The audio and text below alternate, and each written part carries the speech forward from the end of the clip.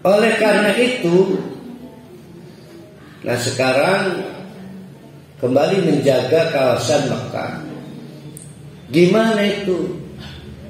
Kalau faktanya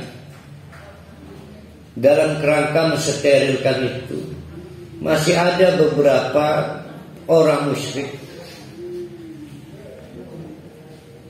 yang mereka minta suaka, izin tinggal, tapi belum bisa bersyahadat. Maka kata Allah, qatilu, perangi mereka. Qatilu, perangi, bukan bunuh ya. Perangi mereka. Siapa mereka itu? Alladzina la yu'minuna billahi wala bil yaumil akhir. Siapapun yang belum mau beriman kepada Allah, siapapun yang belum mau beriman kepada hari akhir, nganggap kiamat itu enggak ada. Karena kiamat enggak ada, hedonis, lagi senang baik. Ya. Wala yuharrimuna ma harramallah. Juga siapapun mereka yang tidak sepakat dengan aturan-aturan keharaman dan kehalalan yang dikeluarkan Allah. Ini mah yang haram dihalalkan, yang halal diharamkan. Baik melalui Allah langsung, wa rasuluhu, maupun melalui Rasul Allah. Wala yu'minuna dinal haqq. Mereka juga tidak percaya bahwa agama Islam adalah agama yang hak. Siapa mereka itu? Sudah nggak perlu dibuat abu-abu. Tidak ada gray area. Ini mah tokmol aja Allah ngomongnya. Mereka itu tidak lain adalah minal ladina utul kitab, kalangan intelektual dari Yahudi. Ulama-ulamanya, kiai-kiainya. Hatta yu'tul jizyata. Kamu perangi sampai mereka mau menyatakan kesanggupan bayar jizyah.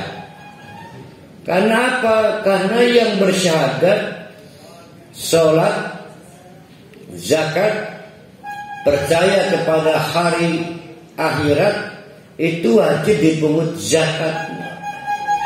Dari zakat itu maka dibangun infrastruktur, dibangun juga pelayanan-pelayanan publik, menjamin keamanan. Maka orang-orang musyrik juga wajib ikut serta menyokong belanja-belanja publik itu. Nah, mekanismenya bukan zakat, tetapi jizyah, pajak. Ya jizyah lah kita nyebutnya pajak. Kalau mereka sudah mau, lindungi mereka.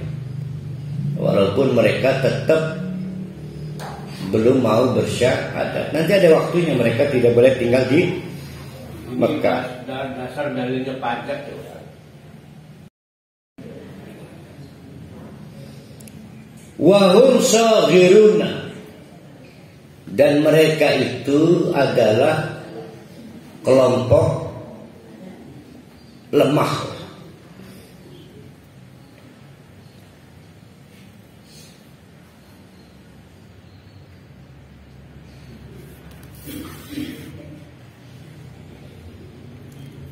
Di situ digunakan, Allah tidak mau kajian alif. Orang musyrik kan berkarakter-karakter. Tapi di ayat itu Allah menggarisbawahi soal ahlul kitab yang layak mendapatkan suaka asal mereka mau membayar jizyah. Siapa mereka? Ahlul kitab. Ahlul kitab itu memang pernah kita bahas. Kadang disebut ahlul kitab, kadang disebut apa itu? Bani Israel. Kalau dikaitkan dengan siapa nenek moyang mereka, duriatnya siapa, maka Allah memilih menggunakan kata Bani Israel. Mereka ini keturunan para nabi. Galita keturunan para nabi bangor besar. Itu maka digunakan kata Bani Israel. Ketika digunakan sebutan ahlul kitab, maka tidak menunjuk kepada seluruh Bani Israel, tapi kepada kelompok Bani Israel yang mengikuti pendidikan, sekolah-sekolah, madrasah-madrasah, sehingga mereka adalah kelompok-kelompok intelektual. Ada yang menjadi ustaz, kiai, yang tidak sepantasnya perilakunya sama dengan yang tidak membaca kitab, maka mereka disebut ahlul kitab. Jadi apa ya kita nyebutnya? Bukan kelompok orang awam. Emang ustaz itu elit ya? Ya elit lah. Nah, di sini terlihat ini Allah sendiri tidak ingin mereka itu terlalu cepat diusir. Siapa tahu mereka seiring waktu bertaubat, bersyahadat, karena mereka bukan orang sembarang. Mereka ini akademisi, intelektual, ustaz, kiai. Itu jalan cerita. Berarti Ustaz sampai sekarang pun ahli kitab ada ya? Karena kan intelektual Nasrani banyak. Oh, mereka lebih tertib. Nah, ini mau dibongkar di ayat berikutnya.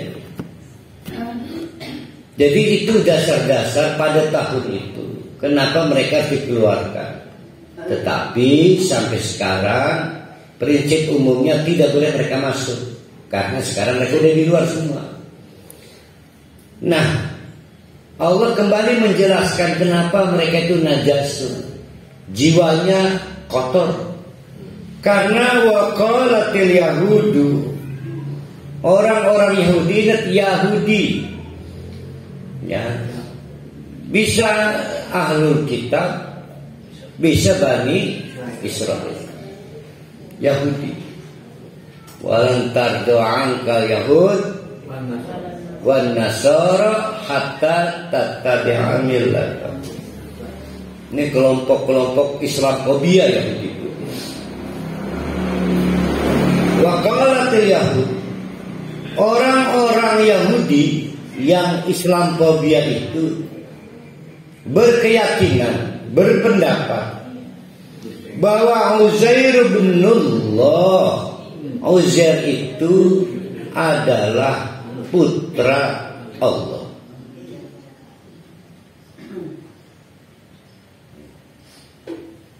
Mungkin mereka Bani Israel. Kalau melihat dari sisi Bani Israel, mereka tahu kali kakek nenek moyang mereka gak pernah ngajari itu. Kakek nenek moyang mereka kalau ditarik sampai ke Musa adalah tokoh-tokoh tauhid. Tapi begitu mereka menjadi Yahudi, mereka melupakan sejarah tauhid dari kakek nenek moyang mereka. Mungkin mereka ahlul kitab, mereka adalah pembaca teks-teks yang asli dan kawin sebagainya. Padahal kalau mereka memang pembaca teks, intelektual, lahir dari madrasah-madrasah, mestinya mereka tahu bahwa yang diwariskan melalui Taurat itu tauhid. Kenapa begitu mereka menjadi Yahudi, mereka kemudian membangun keyakinan yang sesat? Di antaranya adalah Uzair bin Allah. Uzair itu adalah anak Allah. Najis jiwa mereka itu, maka mereka tidak boleh masuk ke kawasan Mekah. Di sisi lain, 11-12 yaitu Nasrani. Tadi Yahudi. Sama Nasrani mungkin dari Bani Israel, mungkin dari Ahlul Kitab, sama sumbernya. Maka waqalatin Nasara, begitu masuk fase Nasrani, mereka juga berkeyakinan, berpendapat yang tidak mau kalah dengan yang sebelumnya, bahwa Al-Masihu Ibnullah.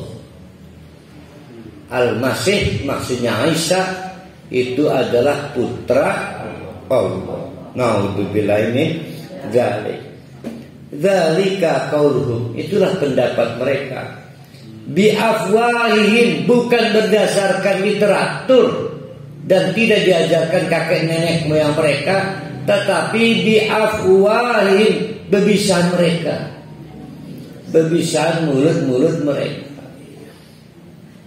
Tapi berbisanya di sumber hukum kan? Nah, wong sikit tambah bloon, wong sikit. Iki mah cerita lagi zaman itu.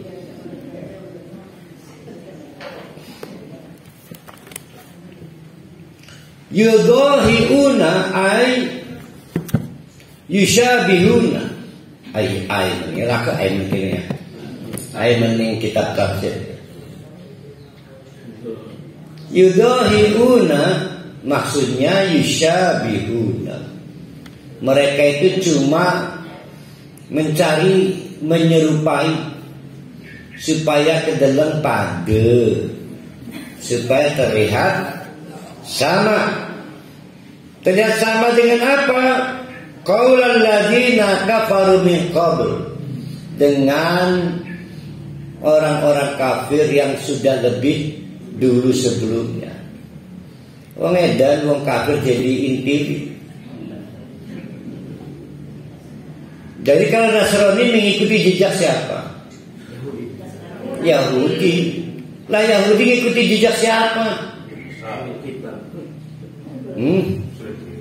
Mungkin agama Mesir kuno, mungkin agama Arab kuno, mungkin agama Mongolia kuno, Chinese atau Hindia kuno.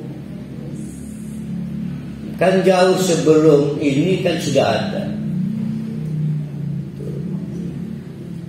Tapi sayang disayang, baik itu Yahudi yang jadi platform Nasrani, itu keduanya potensial dua. Satu Ahlul Kitab, dua Bani Israil. Kalau mereka nggak kepetengan obor, mereka tahu siapa nenek moyangnya kok.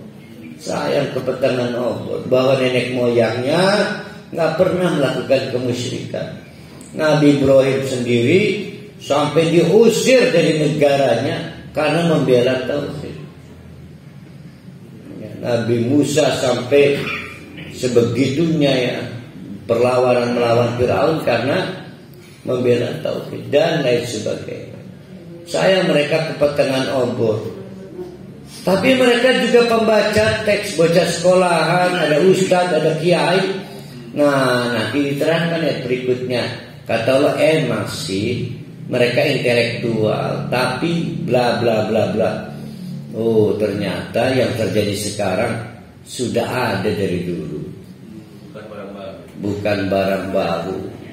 Bedanya sekarang kiainya pakai Alphard, dulu memakai kereta kencana. Jadi materialis, nanti terangnya berikutnya. Kalau santri mah wajar, miskin, kiai mah harus kaya kata mereka. Santri mau bawa di kocak.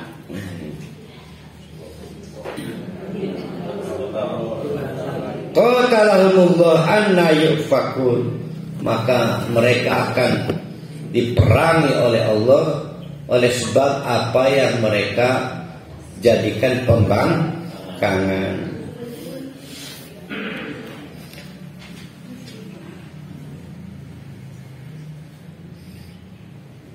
Kenapa mereka tersesat?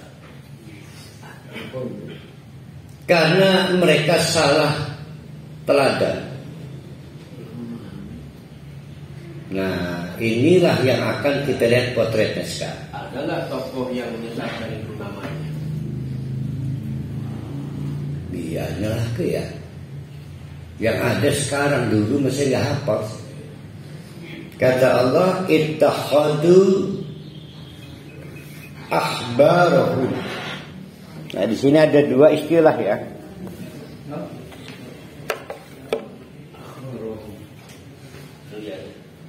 Yang pertama apa? Ahbar.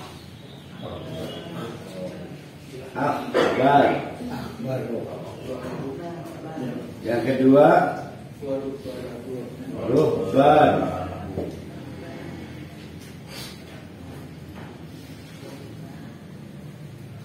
Akhbar itu yang kita nyebutnya intelektual.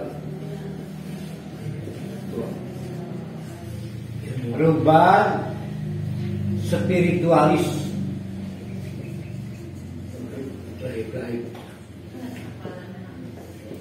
Nah, ini Yahudi, ini Nasrani. Dua-duanya sama, yaitu materialis.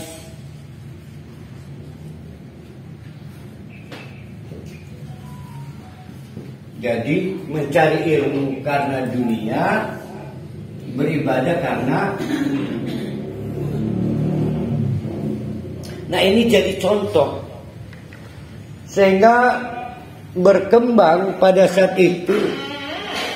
Banyak juga orang tua punya cita-cita menyekolahkan anak ke madrasah nggak jadi ustaz. Anda sirani suki. Tidak berbeda di kalangan Yahudi, kalangan Nasrani. Semua orang menganggap tuh sayang anak saya di kedokterannya.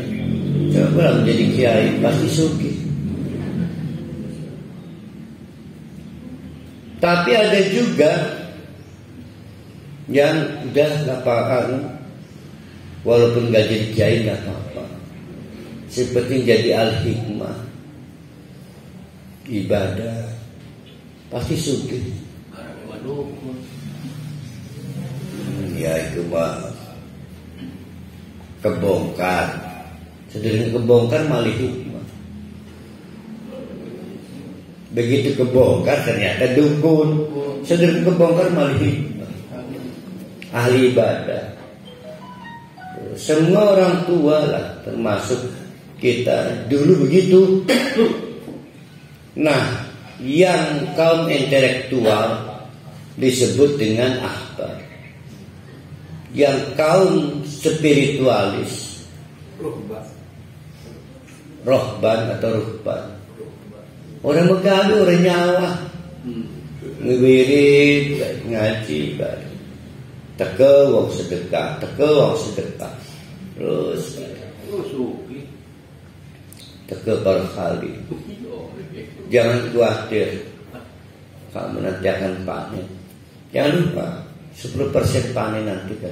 Kalau nggak kuat, wih nurut.